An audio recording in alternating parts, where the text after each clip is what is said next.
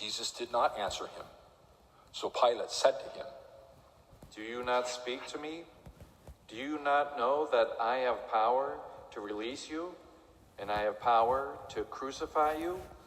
Jesus answered him, "You would have no power over me if it had not been given to you from above. For this reason, the one who handed me over to you has the greater sin."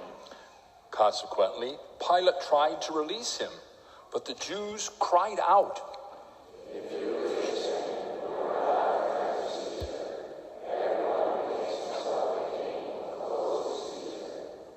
When Pilate heard these words, he brought Jesus out and seated him on the judge's bench in the place called Stone Pavement, in Hebrew, Gabbatha. It was preparation day for Passover, and it was about noon. And he said to the Jews, "Behold, your king." They cried out, "Take him away, crucify." Pilate said to them, "Shall I crucify your king?" The chief priests answered. Then he handed him over to them to be crucified. So they took Jesus, and carrying the cross himself, he went out to what is called the place of the skull, in Hebrew, Golgotha. There they crucified him, and with him 2 others, one on either side, with Jesus in the middle. Pilate also had an inscription written and put on the cross. It read, "Jesus the Nazarene, the King of the Jews." Now many of the Jews read this inscription because the place where Jesus was crucified was near the city, and it was written in Hebrew, Latin, and Greek.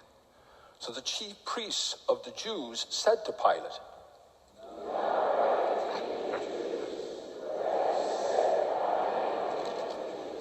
Pilate answered, "What I have written, I have written."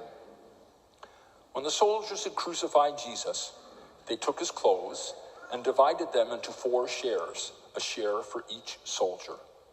They also took his tunic, but the tunic was seamless, woven in one piece from the top down. So they said to one another,